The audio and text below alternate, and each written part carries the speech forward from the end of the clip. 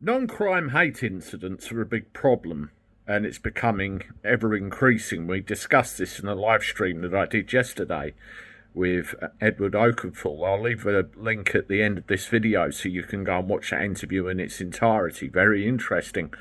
And there's two cases really now that prove the distinct contrast in between the right and wrong of all of this, and that is, of course, Lucy Connolly and Ricky Jones. And there was absolute outrage, including myself, with Ricky Jones yesterday, where it's, you know, two-tier justice and all the rest of it.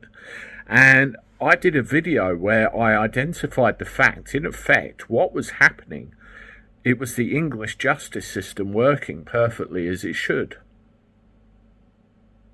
Before I elaborate on that any further, I just want to run through something with you. Have a listen. I do solemnly and sincerely declare and affirm that I will well and truly serve the Queen in the office of Constable, with fairness, integrity, diligence and impartiality, upholding fundamental human rights and according equal respect to all people, and that I will, to the best of my power, cause the peace to be kept and preserved, and prevent all offences against people and property, and that while I continue to hold the said office, I will, to the best of my skill and knowledge, discharge all the duties thereof faithfully according to the law.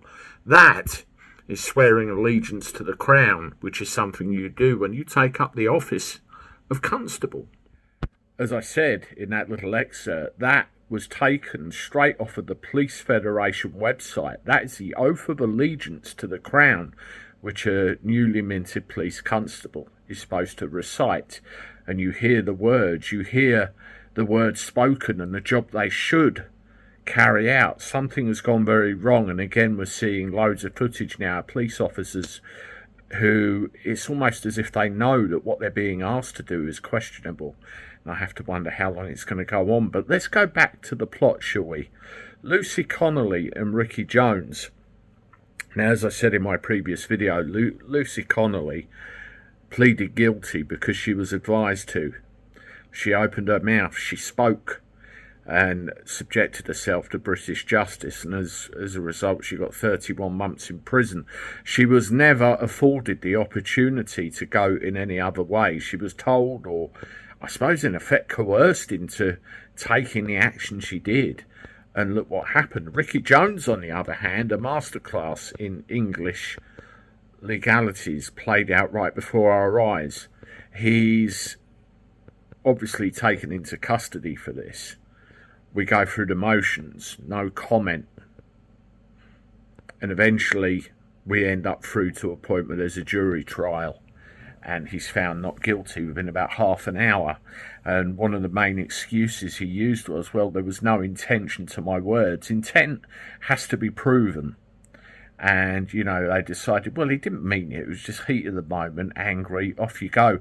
If Lucy Connolly went through that same procedure, maybe she would have been found not guilty by a jury of her peers. This is a right afforded to you according to the English Constitution, Magna Carta, Bill of Rights, and so on and so on and so on. Now, what advice is that going forward when anybody is in this situation?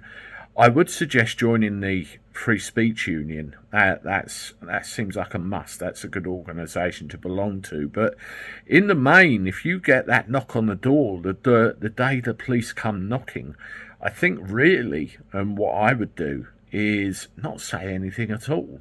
Literally, as soon as you start talking, they've got you. You're in the system. And remember what you're told. Anything you do say can and will be used against you in a court of law. Don't give them an inch. Don't allow them to manipulate you, trap you, or anything else. Move it all the way through to trial by jury.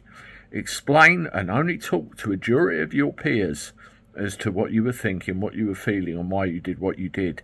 And let them make the choice. You are entitled to that under the Constitution. Never ever forget that. And the most important thing of all is knowledge is power. Well, that's all I want to say on it.